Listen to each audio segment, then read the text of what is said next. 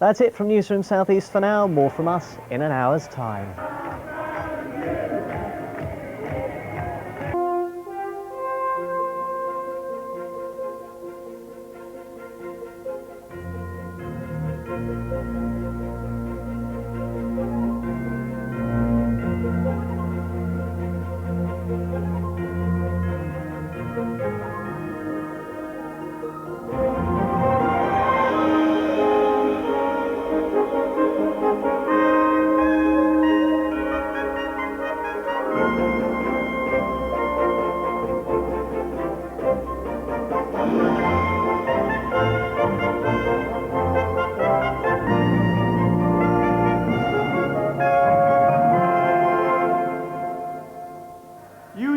People have given us the chance to serve you. You have put your trust in us, and we say to you, we shall repay that trust for you. We govern for you.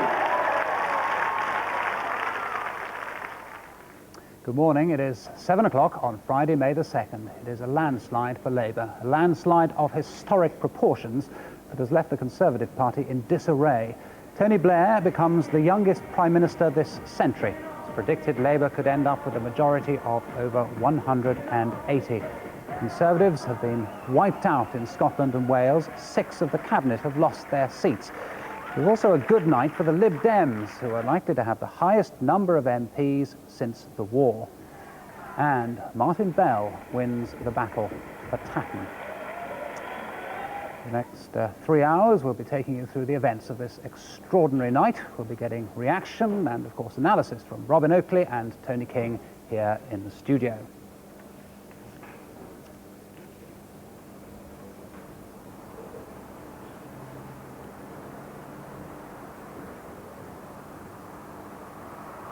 I'm here in Edinburgh, where they're waking up to that Tory-free Scotland.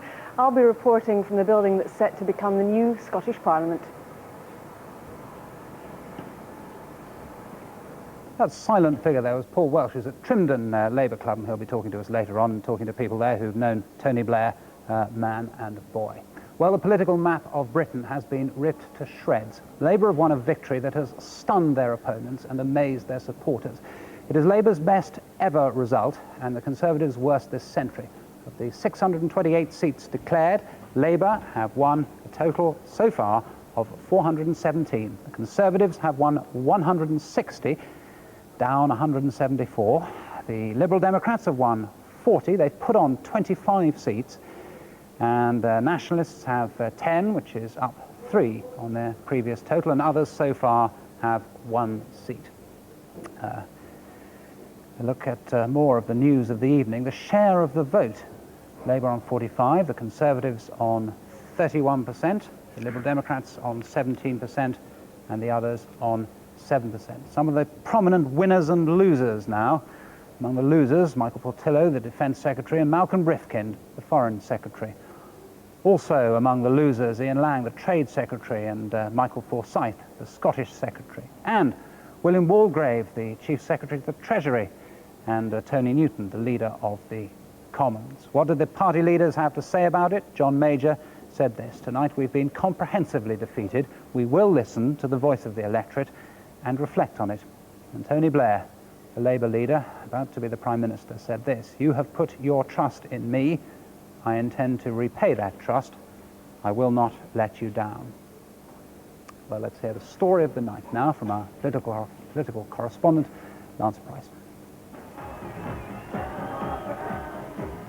It was the kind of victory party that in 18 years of opposition, Labour feared they might never see again.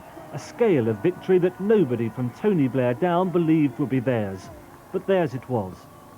As the new Prime Minister-to-be acknowledged the cheers of his supporters, he paid tribute to Neil Kinnock, the man who started the fight back, and to John Smith, whose words he remembered. All we ask is the chance to serve. Tony Blair has been given that chance on a night that means the record book will have to be rewritten. A new dawn has broken, has it not? And it is wonderful. We always said that if we had the courage to change, then we could do it, and we did it.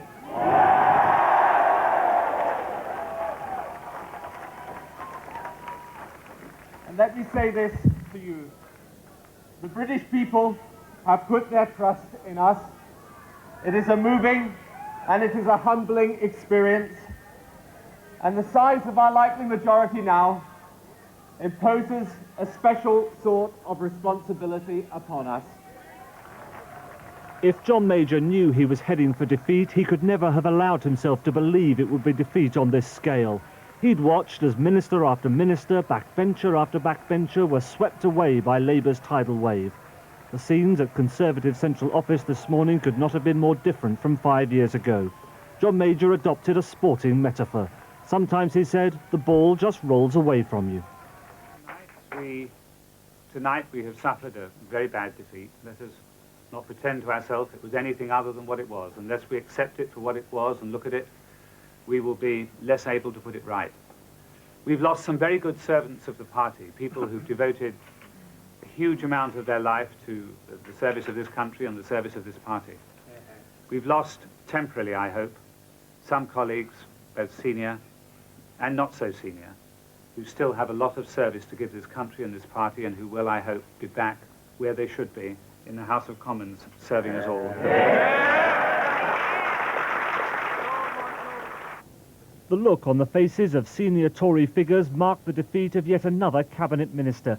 Labour took many famous scalps, but perhaps the one they celebrated most was that of Michael Portillo. He was planning to run for the party leadership. Now he had to face life out of Parliament altogether. A truly terrible night for the Conservatives. I would have wished to have been part of rebuilding it inside the House of Commons. I can't now do that, but I would like to do whatever I can from the wings to help rebuild a great party which has a great future. But a future without the Foreign Secretary, Malcolm Rifkind, the most senior member of the Cabinet to fall. Both he and the Scottish Secretary, Michael Forsyth, were potential candidates for the leadership. Both fell by the wayside as the Conservatives lost every seat they held in Scotland. Wales, too, is now a Tory-free zone. The Conservatives hold no seats outside England.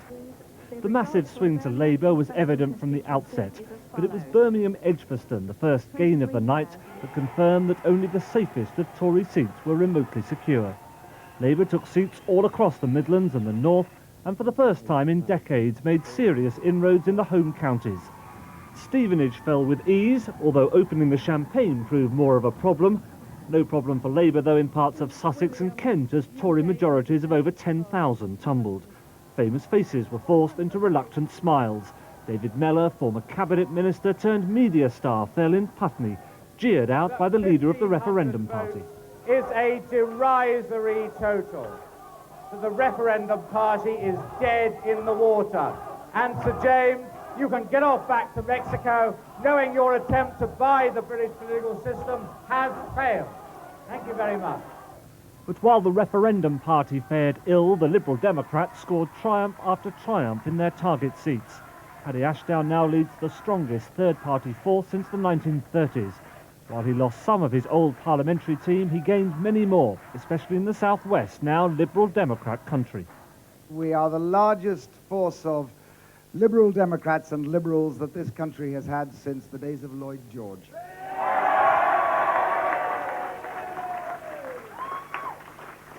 And we will use that force, we will use the vote that people have given us in the next Parliament with a hugely increased number of Liberal Democrat members of Parliament to fight every minute, every second, every hour through the next Parliament for those things that we have campaigned for in this election. And up in Tatton, the constituency that attracted attention more than any other, the anti-corruption candidate, Martin Bell, easily defeated the former Minister, Neil Hamilton. I believe you have lit a beacon which will shed light in some dark corners and illuminate the Mother of Parliaments itself. It is a strong signal to the rest of the country which will be heeded. A short time ago, John Major arrived at number 10 for the last time as Prime Minister. In just a few hours, the famous front door will open for Tony Blair. For the Conservatives, the recriminations have already begun. Some defeated candidates blame the campaign. The man responsible for it thought otherwise. It's quite clear to most people, I think, that the events of tonight are not a reflection of the last 5 weeks. They're much more a reflection of the last 5 years. But it was Tony Blair's night. As he flew down from his Sedgefield constituency to join that party in London, he knew that he was only the third Labour leader to win a Commons majority, the youngest Prime Minister since 1812. He'll start forming his cabinet later today, negotiating in Europe within weeks. But for now, he was savouring a victory of such breathtaking magnitude that the political world is quite literally at his feet. Lance Price, BBC News.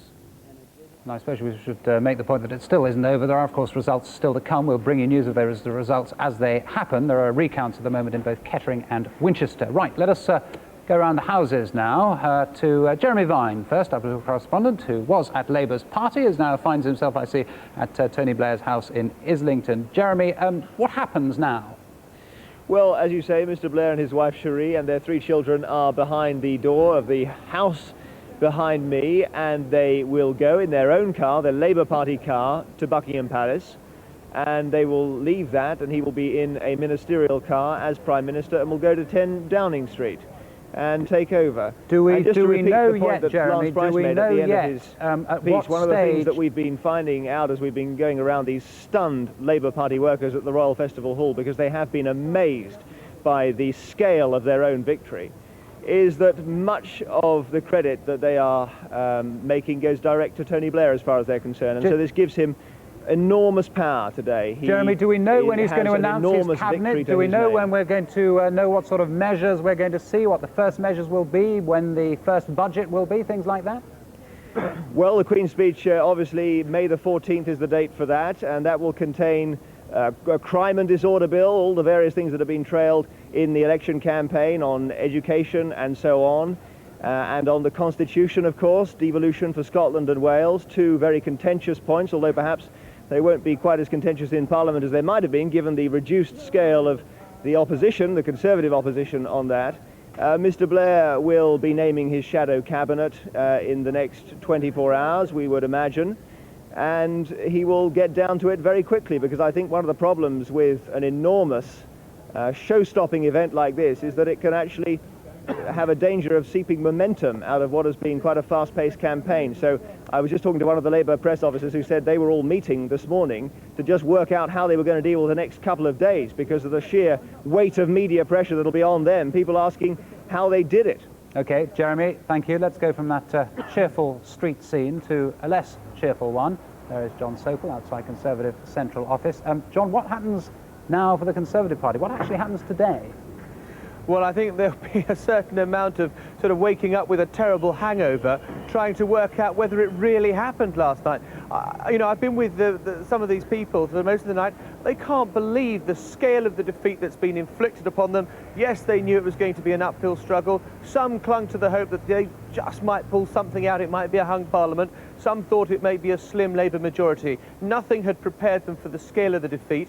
What happens now is that they have to sort of regroup somehow. I mean, presumably John Major has to appoint a shadow cabinet out of the ruins of what's left behind. I mean, just take, for example, one bill, the devolution bill. Who is going to represent the Conservative Party on the front bench as shadow Scottish secretary when they don't have a Scottish MP left in the House of Commons? So there's going to be those sort of questions too. Do we have a sense, John, of when we are likely to know when John Major has actually made up his mind about whether he stays on for a bit, whether he tries to stay on for good, or what the decision is? I spoke to Brian Mulroney a few minutes ago, and he was being very cagey about it. He said, whatever advice I have for the Prime Minister, I will give it in private. It's a matter for the Prime Minister. I don't want to be drawn into the whole question of the leadership now. What we have to do is to, you know, lick our wounds and prepare for coming back to the House of Commons next week. I think I guess from that, and maybe I'm completely wrong, that the Prime Minister is planning to stay on in the short term. Nothing he has said indicates otherwise. Perhaps we will learn more later in the day. But the mood seems to be that he's going to stay around for a little bit yet, so that there is a seemly transition of power. OK, John, thank you for the time being. Let's go now to Carolyn Quinn, who has been following the Lib Dems throughout the campaign. There she is at Westminster. Carolyn, you get the impression from what Paddy Ashdown has been saying, from what others of their supporters have been saying overnight, that they don't want to be the opposition. They want to sort of take part, to an extent, in the government of this country now. Well, they're talking about constructive support and opposition when needed. But Paddy Ashdown throughout this campaign has continued his theme of partnership politics. He says that the important thing is to get through the important policies on education, on crime, on health. And he says that he will support an incoming government if they are going after the same measures that he's seeking. So we have a mixed bag, if you like, from the Ashdown camp. They'll support when necessary, but they're still saying we won't be completely in the hold of Tony Blair. We will be opposing when necessary. And presumably he and his now fairly sizable bunch of parliamentary supporters are going to be pressing for a change in the electoral system. My goodness, they've been pressing for that for countless years, but now they're there in fairly sizable numbers, and I guess they're hoping that they might just get Tony Blair's ear. Yeah, I mean, obviously that's something that's going to come up in the next few weeks, but they're still lacking that firm commitment, the timetable for reform that they're looking for from Tony Blair. So I think that's yet to be discussed. But what they are saying is they are looking forward to a parliament of great historic reform, and they feel that they can help to influence an incoming Labour government. Just briefly, though, they must be aware that Labour themselves have such a huge majority that actually, if it comes to it, they can simply say, no, Paddy Ashdown, we're not interested in you, we're not interested in your party, we're not interested in your measures. Well, precisely. That's what I was going to say, is that the fact that they have increased so dramatically their own numbers of MPs has, unfortunately for them, been wiped out, if you like, by the fact that Tony Blair has increased his so much. So any influence that they have is proportionate to the amount that Tony Blair has. Carolyn, thanks. Let's go to Downing Street now, where our correspondent George Eakin joins us with a bevy of policemen there behind him, various people going in and out.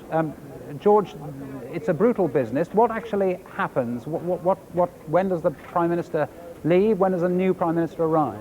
Well, Justin, just first to clear up something that happened as he arrived about half an hour ago. Viewers probably saw he was asked twice would he remain as leader of the Tory party, and while his response wasn't unequivocal, he certainly appeared to nod, he certainly appeared to mouth yes, so that's the first hint we've got of his intentions. As to the timetable, well, it was intended that he'd have a bit of sleep here before leaving, but that is not going to happen. He's now going to spend the next couple of hours preparing to leave, saying goodbye to his staff. He's been here 6.5 years. He will then leave for the palace at around just before 11:30, and he will meet the Queen and cease to be Prime Minister. And Mr. Blair comes back then, does he? Dr. Brian Mulwiney arriving just now. I'll let you just watch that. Yep, okay. There we are. It's a pretty standard and dignified arrival, I think we can say. George, a final question to you. The Prime Minister goes to Buckingham Palace in an official car, and the new Prime Minister comes back in it. It's as quick as that. Well, it isn't going to be the same car, but yes, Tony Blair will meet the Queen and kiss her hands about 20 minutes or half an hour after John Major has seen her. He is then Prime Minister, and he should be here by about lunchtime. OK, George Eakin at Downing Street, thank you very much. Now, earlier on in the programme, I asked Peter Snow to show us, with his famous graphics, exactly what the scale was of Labour's victory. And here's how the electoral tidal wave by the opposition swept over the Britain we've been used to for the last 5 years. That's the old Parliament of the last 5 years. Just look what happened this time. Now you see the red and gold, and there's Martin Bell in Tatton, a great wave of red and gold stretching across the country there, and the changes up on the top right there, Labour up 146 to 419 that Labour have never scored before, anything like that, never before over 400 in the history of the Labour Party. The Tories down 177, the Liberal Democrats doubling their representation in the Commons, and the others up 4. And there now you see the gains flashing away, and here are these are the seats that the Labour Party was targeting. This is the great mass of Conservative seats, only 3 of them there, Liberal Democrats, and 1 Plaid Cymru in Wales, that Mr. Blair's sights were on. Let's see how effectively he did. The higher the block, the more difficult it was for Labour to hit. Now, as you watch the hits clocking up there in the little box on the bottom left-hand corner, we'll fly over these targets, starting with Falmouth and Camborne down to the toe of England there, and nearly all going to go down to the Labour Party attack. Seats in London, they're only Simon Hughes surviving in Southwark and Bermondsey, and lost in that great massive series of tower blocks of new red majorities in London, up in north east and the north west, and now we're going up to Scotland, and there's Michael Forsyth, Seal and Stirling. That's 2, the Scottish Secretary seat, now a substantial Labour majority. So there is the effective fire of the Labour Party on its Conservative target seats. 98 hits, only 2 misses, including Ceredigion over there in Wales.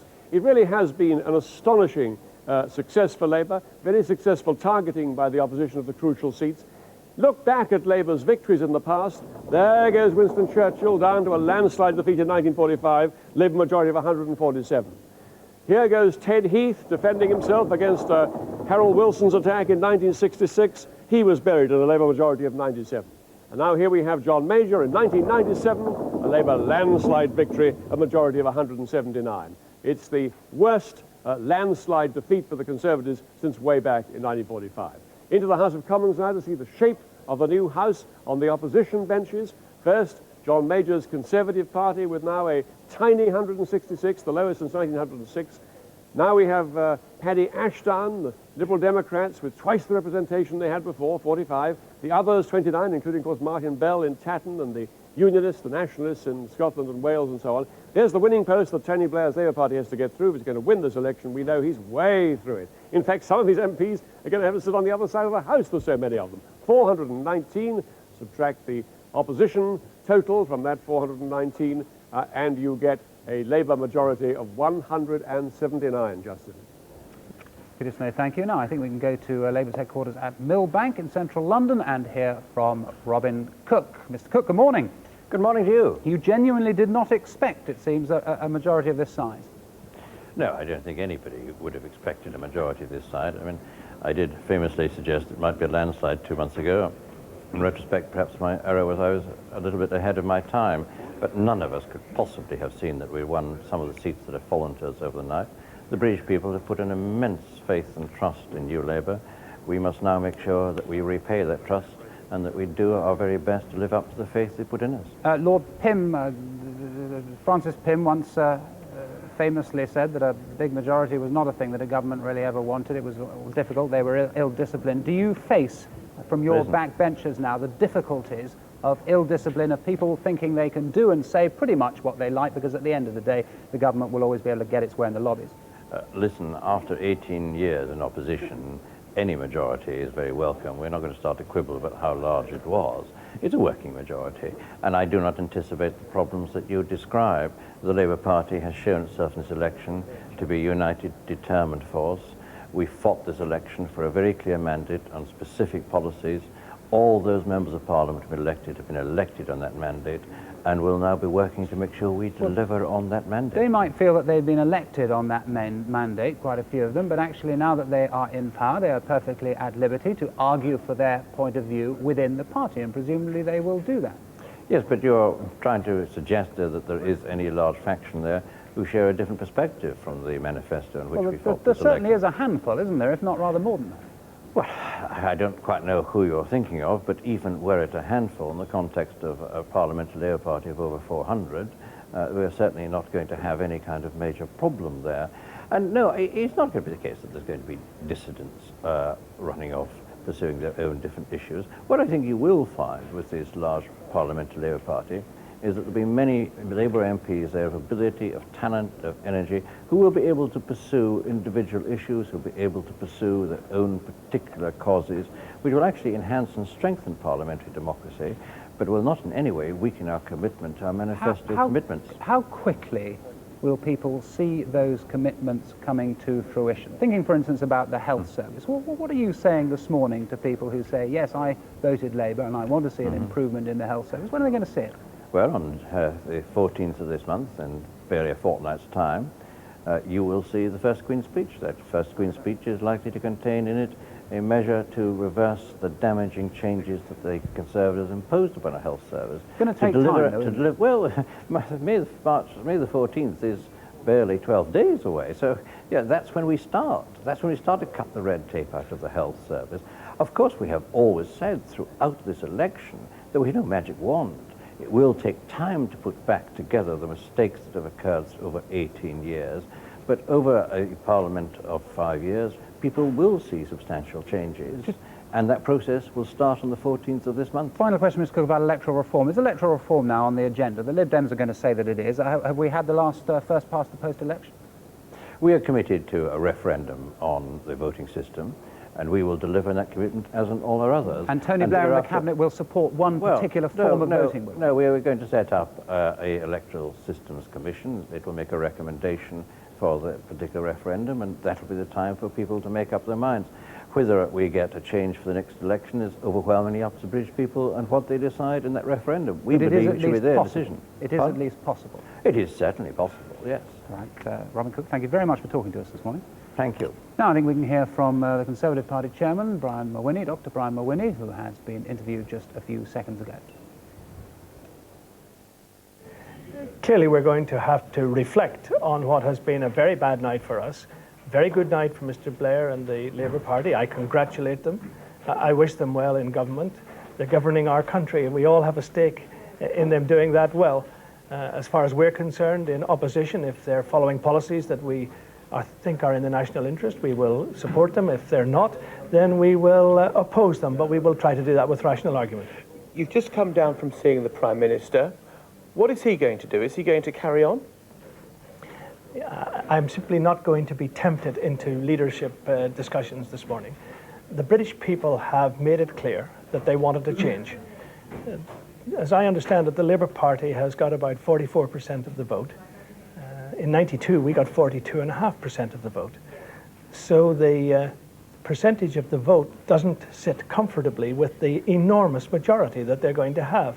And I think that the lesson that one draws from that is that in being determined to have a change after 18 years, in seat by seat, people looked for the candidate most likely to remove the Tory and voted for them. But it is a legitimate question to ask, is the Prime Minister carrying on in the short term, the medium term, until the conference, until next year? He is the leader of the party, and you know I hold him in great admiration.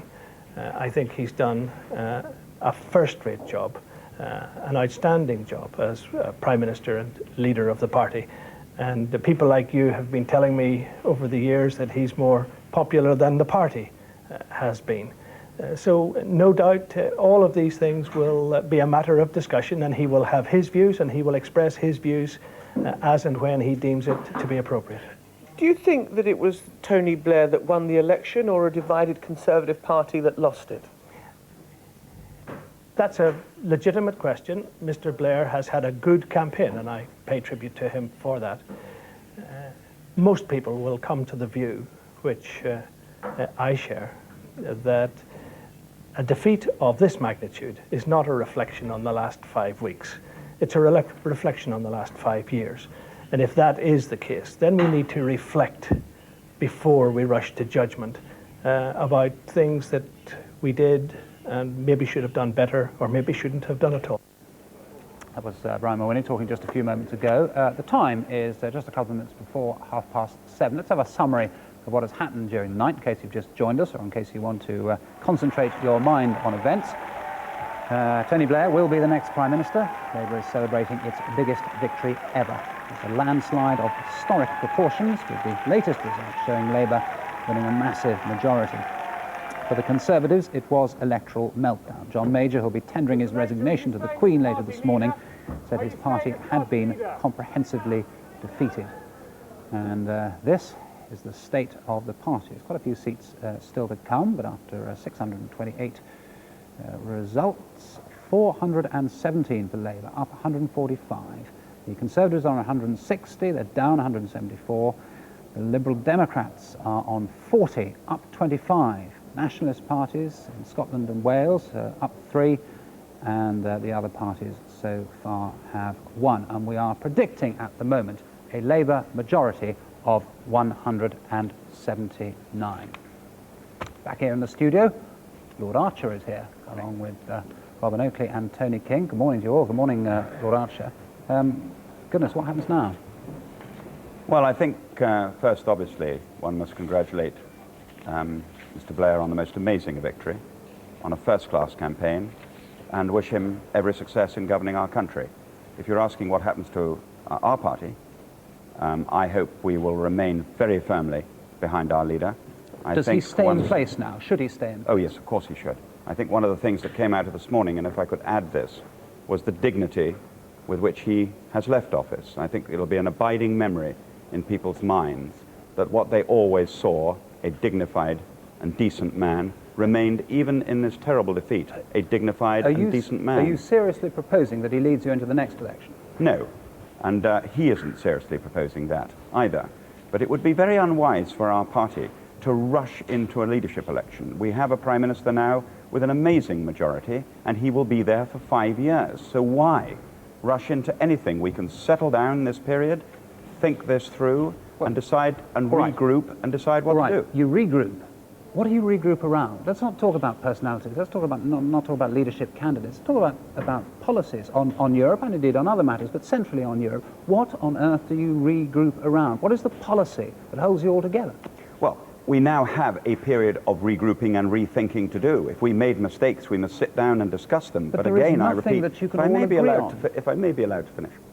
You ask me what we're going to do, and then you interrupt in 30 seconds. All right, well, I thought you might be able to think of something in 30 seconds. Well, I would tell you. Carry on then. Yes, I will tell you.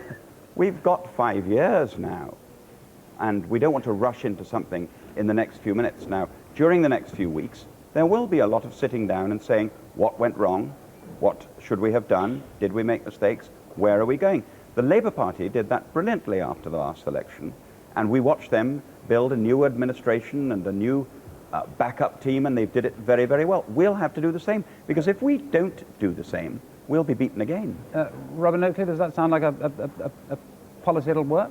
A little bit dangerous, I think, for Lord Archer to be putting the stress on we've got 5 years now. What was so significant, I think, about Labour's victory was that they started working for it the day after the last general election. This has been a triumph of sustained opposition over a long, long time. It requires enormous stamina and application to be a successful opposition. Labour targeted their opposition very effectively over a long time. If the Tories don't get their act together quite quickly in this Parliament, with Tony Blair in with a majority of 179, then they're going to have an awful lot of trouble winning the next election. I'll bring you in a second, Lord. I should just ask Tony King, can you think of a policy, of a Europe policy, for instance, around which the party could unite?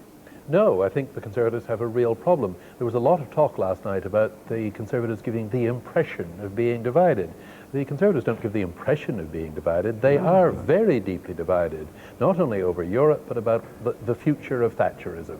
Do they remain, as they have latterly become, a highly individualistic and anti-state party, or do they return to their old one-nation Toryism roots? And Conservatives really differ profoundly about that. Lord Archer, if someone wants to say to John Major, perhaps privately now, look, I want to stand against you, I think you should go, they have every right to do that, don't they, after a defeat of this monumental size, and they doubtless will. Of course they do, but can I just point out very courteously to Mr. Oakley that Mr. Blair has not been leader of the Labour Party for 5 years. They had another leader in between. So there is no necessity for us in the next few days, few weeks. Yes, we must start working in 10 minutes' time for winning the next election, but we do not have to pick a leader in the next 10 minutes.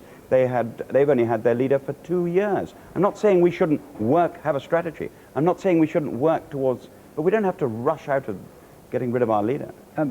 Brief word on this subject, because it's a very important one. It's going to become a hugely important one.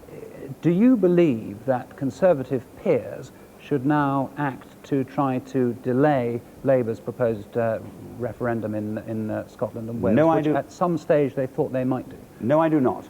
This mandate is very clear, and in the Labour Party manifesto is reformation of the Lords. And for us, if it had been a close majority, I think there would have been a strong argument to stand up and say, wait a moment, they have been given a clear mandate. The nation has made its position clear. The new Prime Minister has every right to consider reforming the Lords. Lord Archer and both our other guests who are going to stay with us, thank you very much. Let us now turn away from the situation inside the Conservative Party and say this. Some of the votes have, of course, yet to be counted. That is certainly the case in Northern Ireland, with most of the results in. The Labour Party has made post-war history. Lance Price, who has been Breakfast News' election correspondent, as you will know if you've been watching us over the last few weeks, looks back now on the story of the night.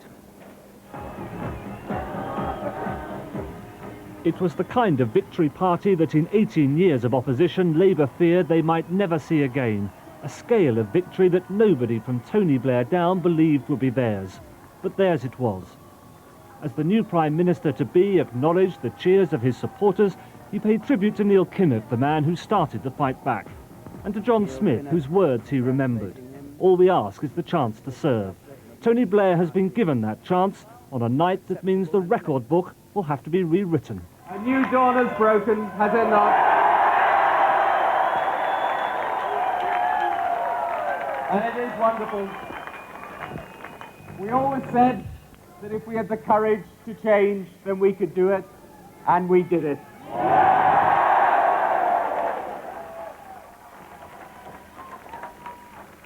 And let me say this to you. The British people have put their trust in us. It is a moving and it is a humbling experience. And the size of our likely majority now imposes a special sort of responsibility upon us. If John Major knew he was heading for defeat, he could never have allowed himself to believe it would be defeat on this scale. He'd watched as minister after minister, backbencher after backbencher were swept away by Labour's tidal wave. The scenes at Conservative Central Office this morning could not have been more different from 5 years ago. John Major adopted a sporting metaphor. Sometimes, he said, the ball just rolls away from you. Tonight we have suffered a very bad defeat. Let us not pretend to ourselves it was anything other than what it was. Unless we accept it for what it was and look at it, we will be less able to put it right.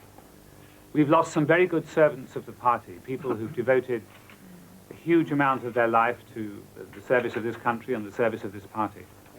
We've lost, temporarily I hope, some colleagues, both senior and not so senior, who still have a lot of service to give this country and this party and who will, I hope, be back where they should be, in the House of Commons, serving us all. But it was Tony Blair's night. As he flew down from his Sedgefield constituency to join that party in London, he knew that he was only the third Labour leader to win a Commons majority, the youngest Prime Minister since 1812. He'll start forming his cabinet later today, negotiating in Europe within weeks. But for now, he was savouring a victory of such breathtaking magnitude that the political world is quite literally at his feet. There we are, nowhere was the magnitude more than in Scotland, where the Tories' performance was even worse than south of the border. The Conservatives have failed to win a single seat in Scotland. They've lost 11. Labour have 56 seats. That's a gain of 6. The Lib Dems have 9. They gained 3 but lost 1. The SNP have gained 3 seats. 1 seat is left to declare. Labour gains are Aberdeen South, Dumfries, Eastwood, Edinburgh Pentlands, Inverness East and Stirling. The SNP gains are Galloway, Perth and Tayside North. The Lib Dem gains are Aberdeenshire West, are Edinburgh West. I'm just going to allow things to catch up with me now. There are the Lib Dems gained in Aberdeenshire West, Edinburgh West and in Gordon. Now I think we can cross to Sally Magnusson, who is there in Scotland, and who can tell us more about all of this. Sally, good morning again. Good morning again, Justin. Yes, I'm joined by Brian Taylor, our Scottish political editor, in the building that Labour has promised will very soon be the scene of the historic Scottish Parliament that they promised is subject to approval of the Scottish people in a referendum, Brian. Yes, indeed, Sally. The building, of course, here was redesigned in the 1970s from a former school for a previous attempt at devolution under the previous Labour government leading up to 1979. Labour supporters will be hoping that it doesn't meet the same fate this time around, that they get through the hurdle of a referendum. One or two even speculating, do they need the referendum now that they have such a huge majority? I think they'll still go ahead with it and go ahead then subsequently with a further attempt at devolution. But Brian, Conservative wipeout, and nobody expected it. Where does it leave us? It's quite staggering. It's the culmination of a 40-year decline for the Scottish Tories from a position in the 1950s when they had 36 seats and 50.1 of the popular vote, the only party post-war to achieve that, to a position now They control no councils, they have no MPs. It is wipeout. They aren't even able to mount an opposition front bench on Scottish affairs. They'll have to draft in members from south of the border. And indeed, the Liberal Democrats and the SNP are already saying, hey, what about us? Aren't we the legitimate opposition in Scotland? And the many hundreds of thousands of Conservatives who actually voted Conservative in this election effectively disenfranchised. Well, yes, but hoist by their own petard. They've opposed PR all the way down the line, and so consequently they suffered the consequences of first past the post and an increasingly sophisticated electorate who were able to work out an extremely brutal way of targeting Tories. And the Labour Party, the big question for them, who is going to be the new Scottish Secretary? Dominant party, 56 MPs. They have to choose a Scottish Secretary. George Robertson went through the hell of opposition, the Labour's machinations over devolution. Will he, won't he get the job? The speculation that Donald Dewar might get it. Many are favouring, though, George Robertson. Brian Taylor, thank you. Back to you, Justin. So, thanks. It is 20 minutes to 8. Let's give you an update of what's been going on, in case you just switched on. And if you have just joined us this morning, let me tell you that Tony Blair will be the next Prime Minister. Labour is celebrating its biggest victory ever. It was a landslide of historic proportions, with the latest results showing Labour winning a massive majority. We are predicting at the moment a majority of 179. For the Conservatives, it was electoral meltdown. John Major there being questioned about his own future. He'll be tendering his resignation to the Queen later this morning. He said his party had been comprehensively defeated. And let us just have a look at the state of the parties so far. The Labour Party there with 417 seats, up 145. The Conservatives on 160, they've lost 174. The Liberal Democrats on 40, they've gained 25. The Nationalist Party so far with 10, that's up 3, and others so far with 1. And that is the forecast based on 628 results. That Labour are way, way ahead of that winning post, with we are forecasting 419 seats. The Conservatives back there, 166. The Liberal Democrats on 45. Extraordinary result for them. Other parties on 19, and the Nationalists there on 10. That is the forecast based on the results in so far. Right, back here in the studio, I'm joined by Sir David Steele, by Neil Kinnock, by Douglas Hurd. Good morning to you all. Good morning. To Neil Kinnock, first of all, I think I saw you talking to Tony Blair down there at the Labour Party. What did you say to him? What did he say to you? I said to him that everything he did was brilliant, which I think was probably an understatement. And he was kind enough to say to me what he said in public before, and that was that he thought that the victory was attributable to the foundations that I built, which was a very generous and kind thing to say. Do you, what do you feel for John Major at the moment? You probably didn't see it, but he made quite a moving speech to his own party workers there in Conservative Central Office. It is a monumental defeat. He is coping with it as best he can. What do you feel from that? He's a man who is faithful to his people. There's no question about that. And he will act with dignity. My pity for him, and that's not an exaggerated use of the word, came a couple of weeks ago when he had to make an appeal to his party, in his words, not to tie his hands. And I really thought that for a Prime Minister who had managed to win a general election and had striven to try to win another general election, to have to make that form of appeal at that stage in his career really was pitiful.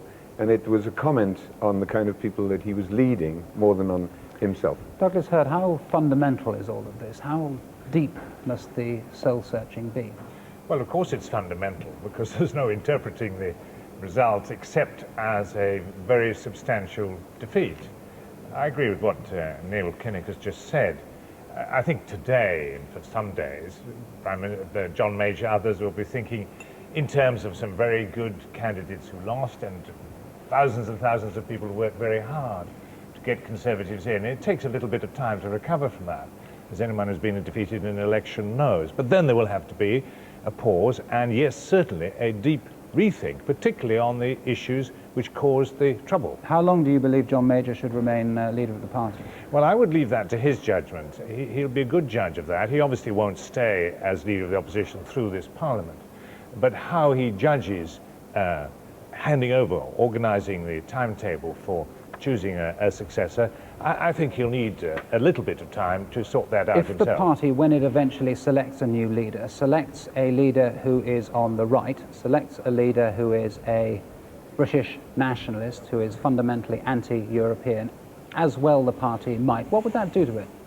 Well, it would be an error, first of all, because one thing I think that has been laid to rest by these results is the myth that out there is some reserve of anti-European votes, which we could have tapped if we'd been more extreme in that direction. I mean, some people tried.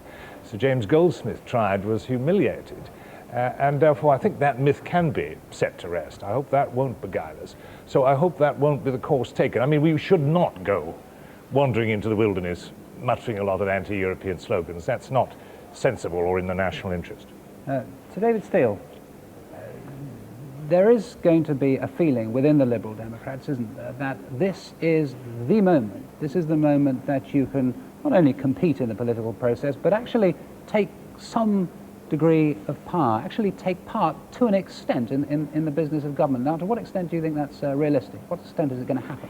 Well, I think the whole party will be in euphoric mood this morning. I mean, quite naturally, the main news is of the tremendous Labour landslide. But one shouldn't underestimate what Paddy Ashdown has achieved. I sat in Parliament as a Liberal among 6 members, a tiny little rump in the 1970s. And here we are now with the largest third force there has been since 1929. And there is a very big difference between a party of a dozen or so MPs in the House and a party of 45. That has got to be taken seriously. The procedures will have to be changed.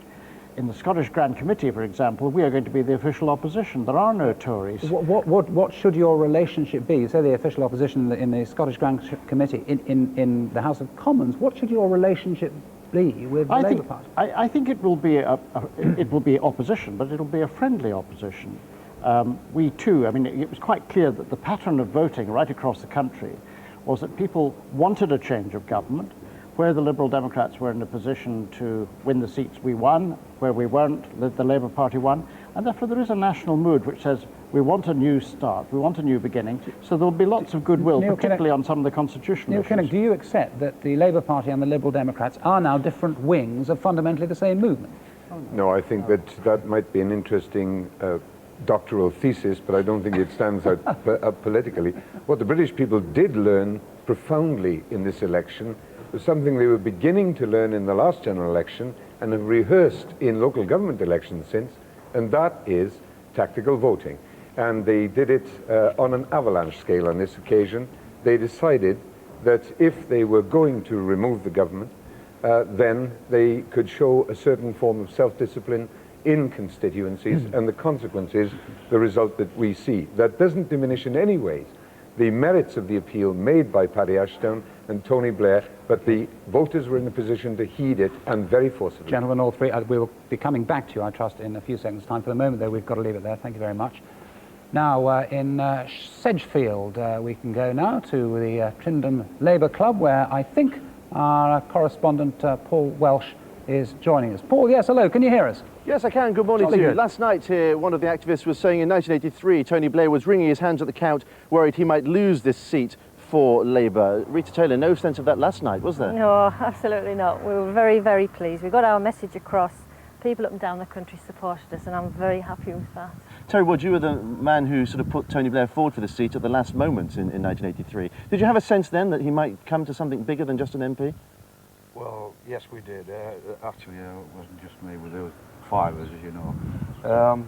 And there was something about the man, and when he was allowed to speak after the match had finished, the game had finished, we were sure that there was something about him. Frank, you were up against him for the candidacy here and lost out to him. Your wife was convinced afterwards, though, that you had lost to a man who was going on to great things, wasn't she? That's correct. On the journey home in the car, she said that, first of all, Tony had won because he made the rest of us look so old and dowdy. And the second thing she said was, he will be Prime Minister one day. Tony was saying last night when he was speaking here that you'd rebuilt the party here and then rebuilt the party nationally. Do you think now he will, as he says, rebuild Britain? Yes, he will, and if he translates the same kind of message across, that involving people in the decision-making, getting decision-making down to a more local level and uniting people around the policies and the decisions that you make, I'm sure he's going to do that. That's what he's done in the party here, and he's going to do that nationally. What was the sense like in this place last night? Apart from, I mean, there was a lot of rowdiness. Was there a sense of history being made, do you think? Oh yes, everyone was delighted with what was happening to Tony, and of course he has another asset, of course, his delightful lady Cherie, and everybody loves them. So yeah, he has a presence. What's he like as a real person? Well, he's honest and he's got integrity, and this is why it was rather surprising. I think the Tories made a mistake trying to get something on him, and I think it backfired on them because he's so honest. In some ways, you were a rival to him. Do you now get on with the man? Do you find him more than just a politician? Absolutely. Since the first time I met him in the room at the back of the stage in 1983, we've been firm friends. I mean, I was very lucky to be there. I think I was probably only make weight anyway. But certainly, we've remained very, very good friends. Rita, he has a reputation for getting his own way. Is he a tough man to work with? No, he's not a tough man to work with. He likes people to be straight with him, but he rewards loyalty with his friendship, and we value that. And he values what we do here for him, and he does. There's going to be plenty of drinks here. Will he buy a round? Does he buy his own round? Oh, yes, he does buy his own round. Sometimes forgets to bring any money with him, but he's a bit like Prince Charles in that respect, I understand. Thanks very much indeed. Last night when Tony made his speech here, they sang, "Here we go, here we go, here we go." This morning, their MP is on his way to number 10 Downing Street. Justin. Paul, thanks a lot. So is it a bright new dawn or not? There is only one man who can tell us absolutely the truth on that matter, and that is John Ketley, who is at the Weather Centre now. John, good morning. Good morning to you, Justin. Yes, another very warm day, lots of sunshine to come, temperatures every bit as high as they were yesterday in London. I think a few more towns and cities across southern and central Britain will see 25 degrees today. It is turning colder in the far north of Scotland, that's a sign of things to come, but the poor air quality is also going to be quite prevalent today across England and Wales especially. So lots of sunshine coming up, even some sunshine returning to Shetland this morning, with patchy rain moving south, further south, across parts of Highland and Aberdeenshire during the afternoon. And then tonight we'll find little bits and pieces of rain and drizzle moving further south across Scotland. Elsewhere, a clear night, a little bit of mist and fog perhaps around, but not of any great consequence. And temperatures tonight down to about 5 to 7 degrees across the north of Scotland, 7 to 9 degrees across the south. But we're on the skid pad now because the weather is going to change over the weekend. Not so bad for tomorrow for many places, plenty of warm sunshine in the east, but we are going to find some showery bursts of rain and then turning wetter by Sunday. Back to Justin. John, thanks. It is 9 minutes to 8. If you're thinking of going to work or going somewhere else, don't go, because John Prescott, Labour's deputy leader, will be joining us in a few moments' time. First, though, let us go to your own area for your own electoral news.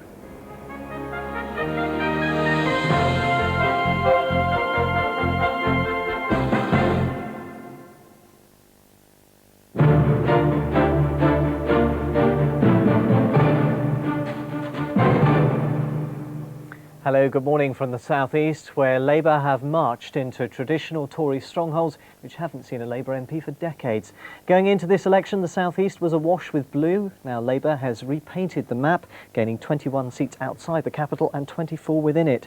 Some of the biggest guns in the Tory party were forced into retreat. Defence Secretary Michael Portillo, Dame Angela Rumbold, the party vice chairman, the London Transport Minister John Bowis and the former Cabinet Minister Jonathan Aitken. All of their seats fell to Labour. For the Conservatives, it was a night when the unthinkable quickly gave way to the incredible. A night for brave faces, the odd wry smile, and an escape of raw grief as the party lost 3/4 of their MPs in London and dozens more beyond.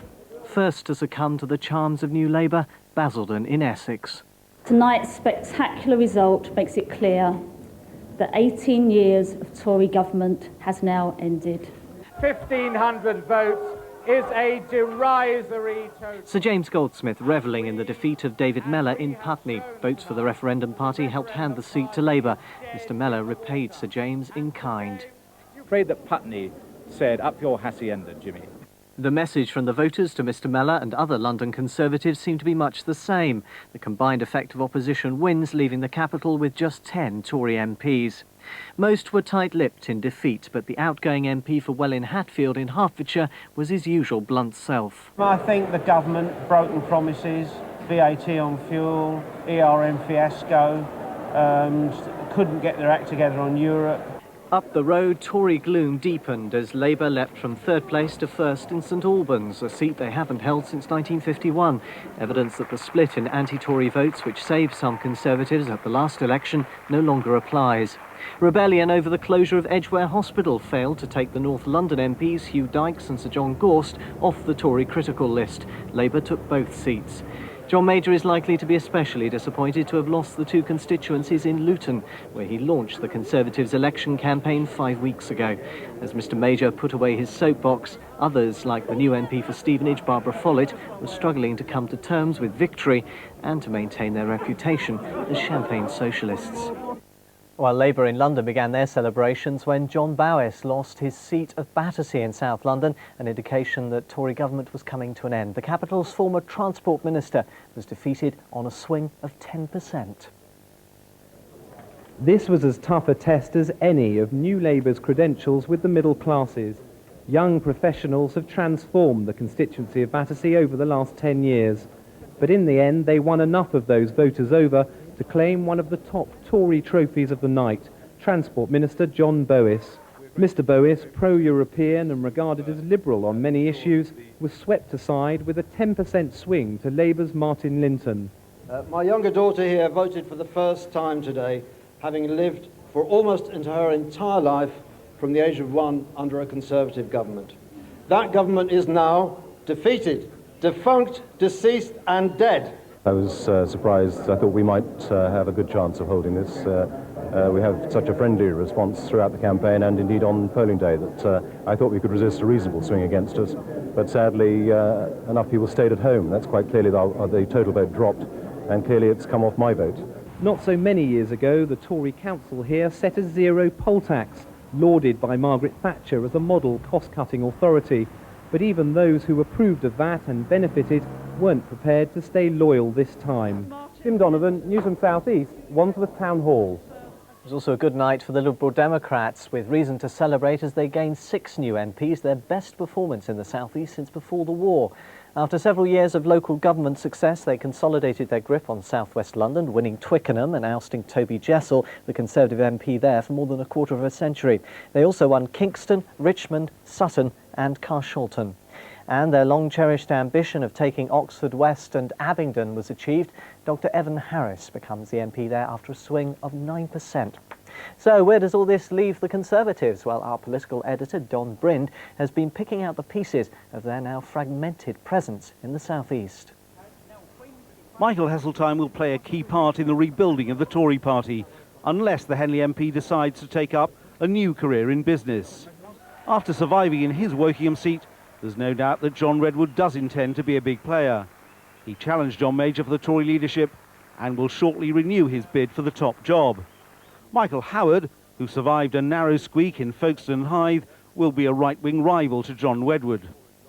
The Tories' ideological arguments over Europe are unlikely to die down. I really do believe that the new Conservative Party grouping in the House of Commons will reinforce and restate those values, which I think are dear to the heart, not just of my constituency, but to the whole of the British nation.